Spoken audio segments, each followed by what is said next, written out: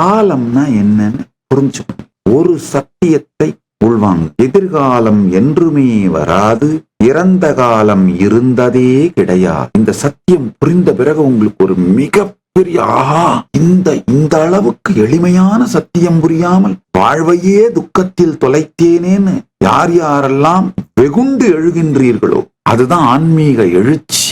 இந்த சத்தியத்தின் பலம் இது புரிந்தவர்கள் பல பேர் நான் பார்த்திருக்கேன். டேட்டு பண்ணியே வச்சுக்கிறாங்க. ஏன்னா மறக்காம பார்த்துக்கிட்டே இருக்கிறது. பெட்ரூம்ல வேணா எழுதி வச்சுக்கோங்க, இல்ல டேட்டு பண்ணி வச்சுக்கோங்க, என்ன வேணா பண்ணிக்கோங்க. முதல்ல புரிஞ்சுக்கோங்க, எதிர்காலம் எக்காலத்தும் வருவதில்லை. நாளைக்கு சந்தோஷமா இருக்கலாம், 10 லட்சம் ரூபாய் வந்த உடனே அமைதியா இருக்கலாம், 10 கோடி ரூபாய் சம்பாரிச்சிட்டேன்னா அமைதியாயிடுவேன், 100 கோடி ரூபாய் லாட்டரியில கிடைச்சிருச்சுன்னா சந்தோஷமாய் வாழ்க்கையே பூரண முழுமை அடைஞ்சிருவேன். எப்படியாவது இந்த பையனை இந்த பொண்ணை கல்யாணம் பண்ணிட்டா லைஃப்ல செட்டில் ஆயிட்டு ஹாப்பியா இருப்பேன்.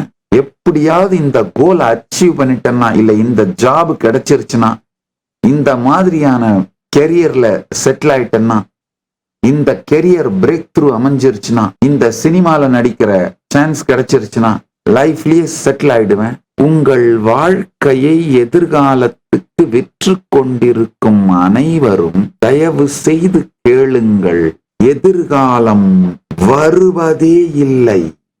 காரணம் என்னன்னா, அந்த எதிர்காலம் ஒருவேளை நீங்கள் அந்த குறிக்கோளையே அடைந்து விட்டால் கூட நிகழ்காலமாகத்தான் வரும்.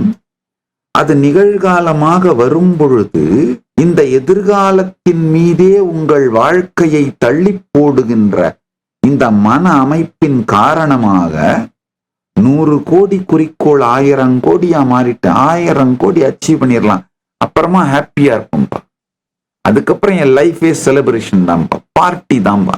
ஆழ்ந்து கேளுங்கள், எதிர்காலத்தின் மீது உங்கள் வாழ்க்கையை தள்ளி போட்டு கொண்டிருக்கின்ற எதிர்காலம் நிகழ்காலமான போதும், எதிர்காலத்தின் மீது நீங்கள் சுமத்திய குறிக்கோள் நிகழ்காலமான போது கூட மீண்டும் உங்கள் வாழ்க்கையை எதிர்காலத்தின் மீதே தள்ளி போட்டு கொண்டிருக்கிறீர்கள். இது எத்தனை பேருக்கு புரியுது?